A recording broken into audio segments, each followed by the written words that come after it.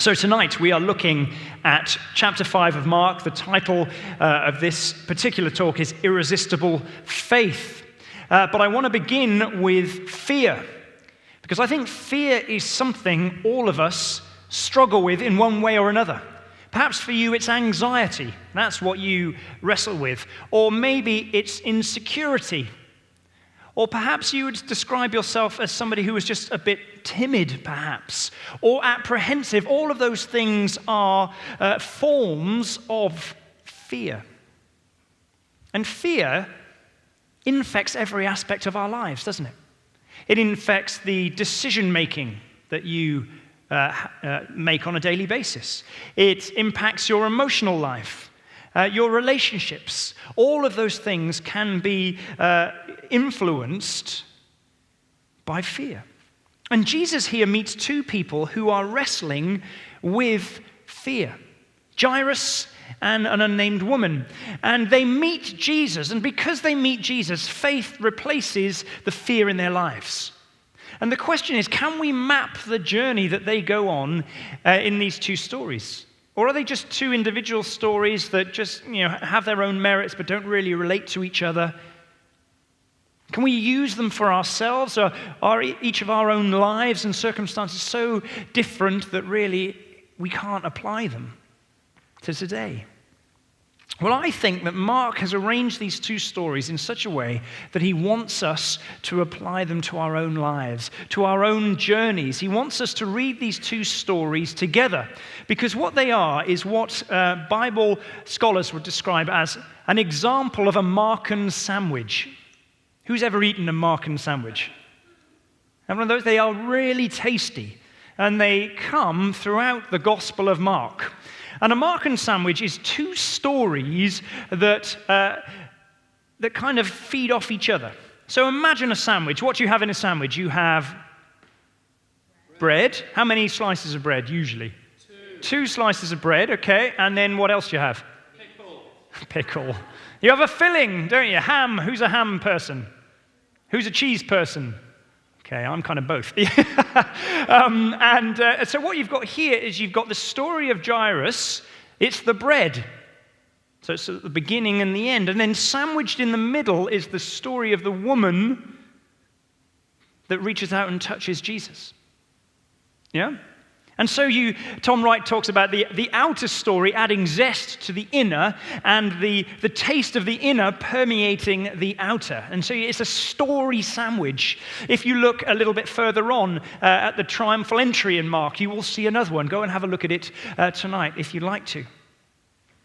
Now, what you notice is that the stories inform each other, and there are a lot of similarities between them. So both are stories of impurity. So one is about blood, which in Jewish law was unclean. The other is about a dead body, which also in Jewish law was unclean. And an unclean thing makes you unclean if you touch it. Both are stories of salvation. So in verse 23, where it talks about she will be healed and live, and then in verse 34, daughter, your faith has healed you. That word that is translated healing in my translation in the Greek is sozo, which is a much broader word, but its primary meaning is saved. It's salvation. So they're stories of salvation. And the last thing that they both have in common is that they are stories about the people of God. They're stories about you and me, if you're a follower of Jesus here tonight. Now, where do I see that? Well, this is where Mark is subtle. So do you notice how long was the woman ill for? 12 years. How old was the girl? Is there anything significant in your mind about the number 12? 12 disciples, 12 tribes. This is some symbolism that Mark is talking about here, that this is about the renewal, the resurrection, the reconstitution, if you like, of the people of God. And so we are meant to take it together for our good. This is a journey that we can all go on from fear to faith. And I think there are 3 stages that you can see in each part of these stories. The first is express yourself, the second is expose yourself, and the third is experience yourself. So let's begin with this idea of express yourself. You can see it in verses 21 to 24. Jesus here is ministering in the context of a crowd. And we know he has this very public ministry. He's hugely popular. He's a bit of a celebrity. Many in the crowd would have been hoping for a healing. They're looking for the miraculous. They want to be impressed. Others are longing for liberation. They feel the oppression of the Roman overlords, and they are hoping for political freedom. And in the midst of that crowd, Jairus comes to Jesus. Now, Jairus is this synagogue ruler. He was the president of the local Jewish congregation. In a small town like Capernaum was, of about 500 adults, you'd have 2 or 3 of these men. So it was quite an honor to be the president of a synagogue. He would have been known for his great religious and spiritual devotion. He had a moral respectability that went with the role. He had wealth. He had social prominence. He was a man of authority and standing. And so he had much to lose, didn't he? Much to be afraid of. You see, he was very much the establishment man. And Jesus, for a man of the establishment, is a risk. Jesus was the head of this populist kingdom of God movement. He was a bit like Russell Brand, but just better. So what would Herod Antipas say if he knew that Jairus was hanging out with Jesus? Surely it was the right thing for a synagogue leader just to keep his distance, to play it safe, to maintain neutrality. But Jairus doesn't do that, does he? Jairus expresses himself. He falls at Jesus' feet. How undignified is that for an elder in your community?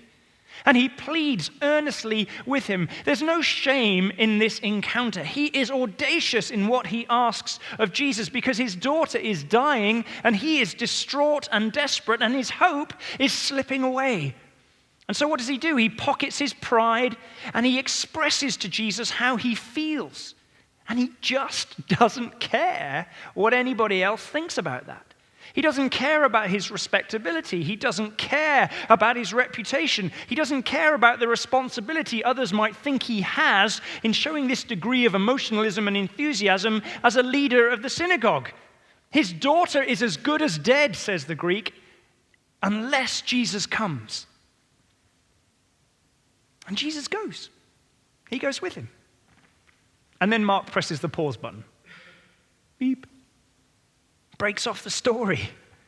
Leaves us in suspense. What is going to happen next? But even in this first part of the story, I think we get the first step from fear to faith. We express ourselves. We need to be honest with God. You need to tell him how you feel. That's why we worship. That's why worship is so integral to what we do, because it allows us to engage our hearts, our feelings, our emotions. And we're not great at doing that in our culture, are we? And I have to say, I think, without being too stereotypical, men find this much more difficult than women. We worry about what others will say if we express ourselves too much. We worry about the Jesus is my boyfriend kind of songs because we actually find it difficult to express feelings for God. Whether those are feelings of love or feelings of fear and anxiety and anger and frustration. But if we want to move from fear to faith, it is the first step we need to take. We need to learn to express ourselves. The second step that we need to learn is we need to learn to expose ourselves. So expose yourself, verse 25 to 34. Here we move into the filling. Think ham, think cheese, whichever you like. A woman touches Jesus as he's traveling to the house of Jairus. Jesus is pushing through the crowds. They're really pressing in on him. It's slow going. It probably feels a little bit of a scrum.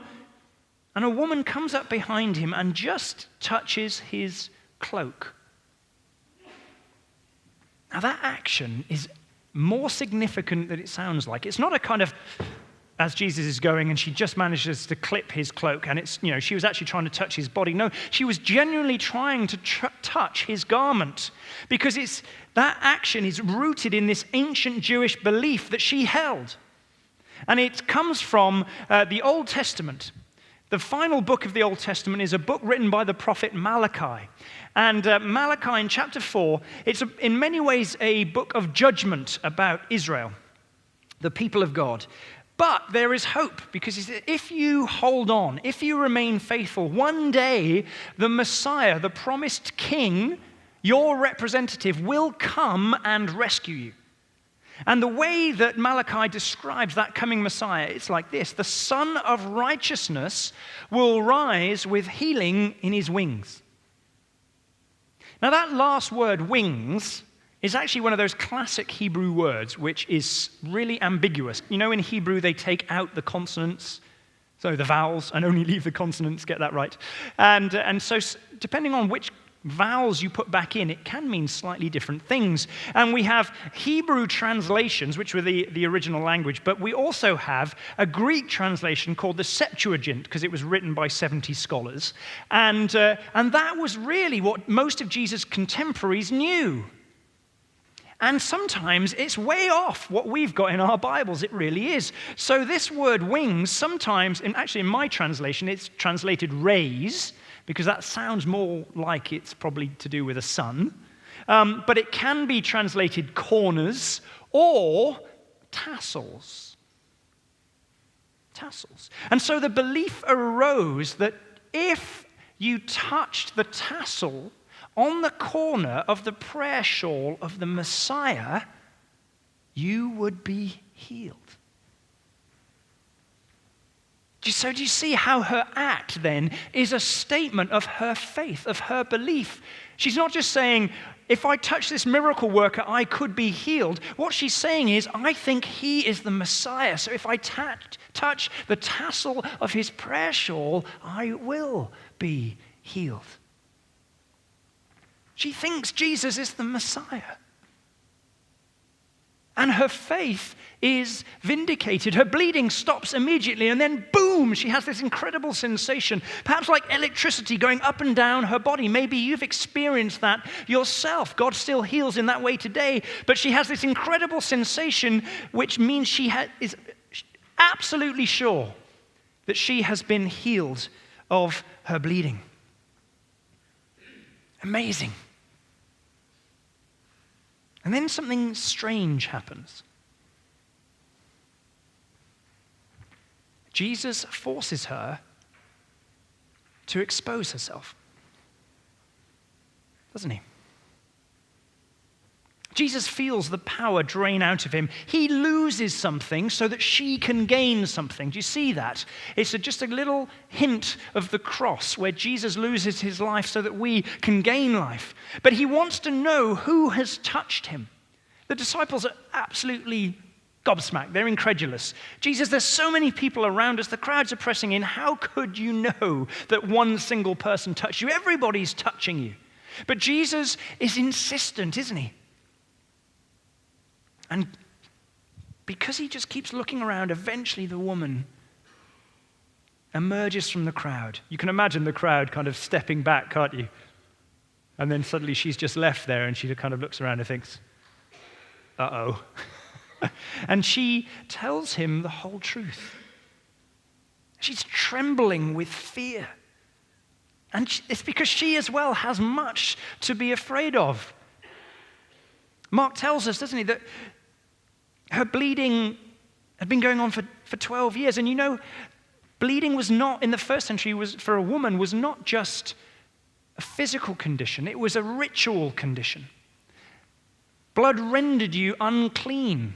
and impure. And that meant if you touched anybody, you rendered them unclean and impure too. And they had to go and engage in some ceremonial washing for about a month. And they couldn't see anybody or touch anybody if they did that. It was a social nightmare. And therefore, if you had a problem with bleeding, you had a social problem and you were excluded and marginalized and kept away from everyone else.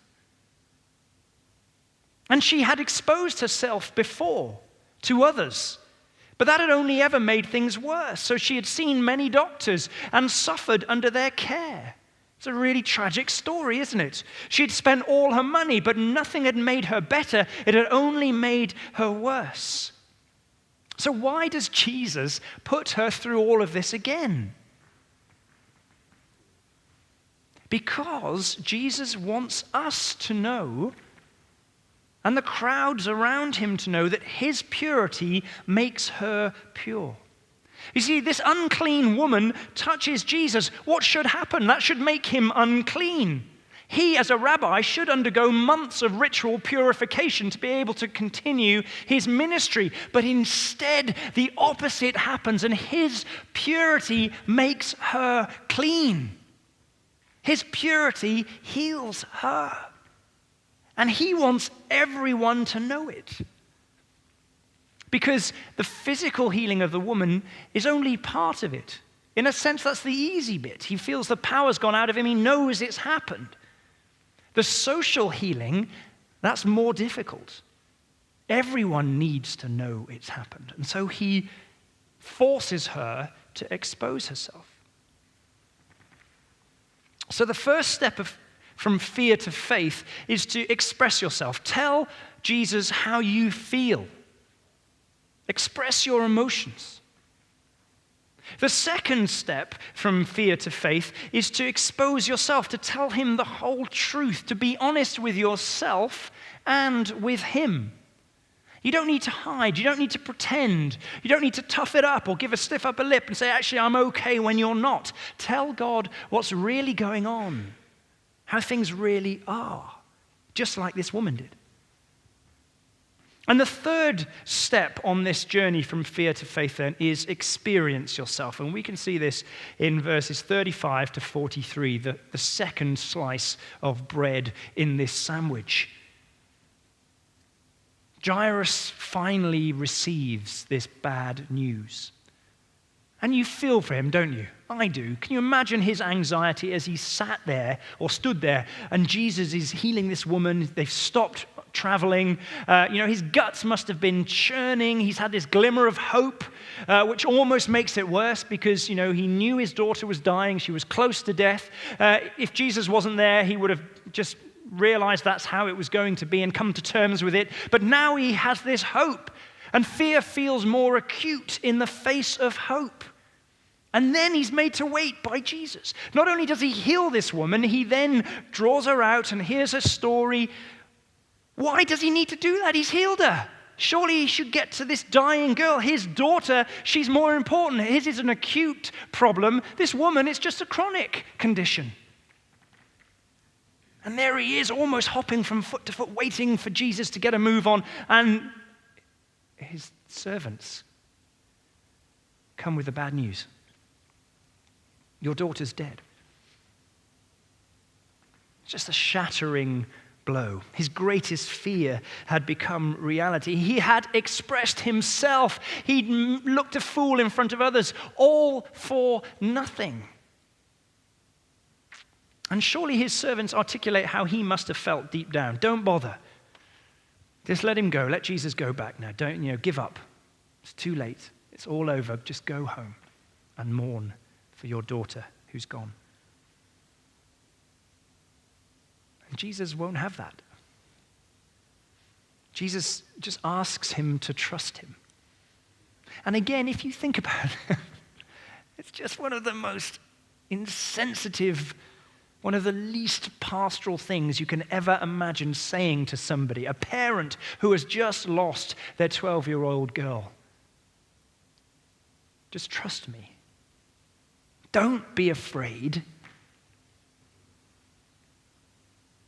Believe. Surely that is too much to ask of anyone in that situation. Don't be afraid. Who does he think he is? Believe, he says. Now, when he says believe, he's not here talking about doctrine or learning. It's not about a new understanding or a new way of thinking. It's not a new insight into, say, Jesus' identity, for example. It's more visceral than that. It's a gut response. It is belief. It's trust. Jesus is effectively saying to him, come with me and see what I can really do. You trusted me to heal your daughter. Can you trust me to do something even more extraordinary than that? And somehow Jairus goes with Jesus to the house, to his house. Isn't that an extraordinary thing? Jairus doesn't run away and weep and wail by himself. He stays with Jesus, and they go to see his daughter together after such an incredible disappointment. That's an extraordinary thing, isn't it? Jairus wants Jesus to be with him. And as they approach his house, there's this commotion going on, there's crying and wailing. They've got the professional mourners in, which they did in the first century. They still do in the Middle East. And that means just families then can express their own grief without embarrassment or without restraint. And Jesus just silences them. She's not dead. She's sleeping. Again, pretty blunt. And in response, they just laugh at him like he's a madman, because it is ridiculous. They knew what a dead body looked like. And Jesus takes Jairus and his wife and 3 of his disciples, Peter, James, and John, up to the bedroom. He takes his apprentices, you see. They are with him. Now, just remember, only a few moments before, they thought he was crazy when he said, "Who touched me?" And they're like, "Come on, Jesus." But they are learning because they are spending time with him, and they are seeing this kind of encounter worked out again and again. And this time, Jairus and his wife is with him in the bedroom with the body of his daughter. Just think about that. For the first time, he hasn't seen her since she's died. And he stands there as Jesus sits down gently on the bed and takes the hand of his daughter and speaks these words, Talitha cum. It's a kind of pet name, term of endearment. Jason mentioned it earlier on. Some scholars would translate it as kind of honey. I tend to call my daughters Gorge. I don't know why. Hey, Gorge, you're right. It's that kind of thing. You probably have your own one. Darling, whatever it might be. Just get up. Jesus does here what Jairus would have done on an ordinary morning, getting his daughter out of bed. And it's in Aramaic, which is amazing because that was the language Jesus spoke, and we haven't got much of the original. Most of it's in Greek. Why is this remembered in Aramaic? Because Peter was there. And it was seared onto his memory. Such an extraordinary scene had such a deep impact on him that he never forgot it. And he could remember exactly what Jesus had said. And we can kind of get that because you get this lovely eyewitness detail right at the end where Jesus says, "Give us something to eat." You don't tell that bit of the story unless you remember it. And they are all astonished. You see, Jairus went to Jesus for a healing, and he experiences a resurrection. Tim Keller, in his book King's Cross, says this: Jesus is facing death, the most implacable, inexorable enemy of the human race. And such is his power that he holds this child by the hand and gently lifts her right through it. If Jesus has you by the hand, death itself is nothing but sleep.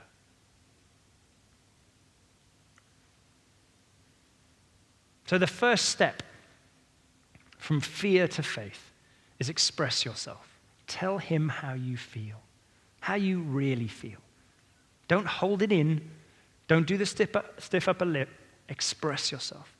The second step from fear to faith is expose yourself. Tell him the truth. Be honest with yourself and with him. Don't hide. Tell God what's really going on, how things really are. Tell him your story and what it is you want. Be blunt with God, if you like. And the third step from fear to faith is to experience yourself. And by that I mean put yourself in the place where you might witness the power of Jesus at work. Just like Jairus did, just like his disciples did. You see, Jairus takes this significant risk, doesn't he? He experiences immense pain. He sees his girl for the first time. He sees her body, her corpse, with all the life gone out of it. But he went with Jesus because he still believed there was just a chance that he might see her alive again. And when he did, all that pain was worth it. So just to wrap things up, 2 stories, 1 message, the Markan sandwich. Go look for it, see where you find it. You can move from fear to faith, he says. But you have to go through fear first. You can't go around it. You can't go over it. You can't go under it. Oh no, you have to go through it. Name that book if you can. That means you have to confront your fear. You have to look it in the eye. You have to embrace it. You sit with it, however long it takes.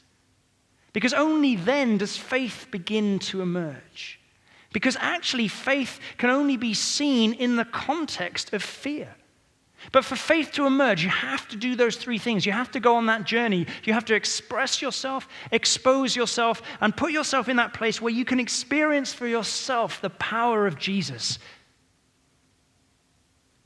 And then faith grows, fear subsides, and freedom is found.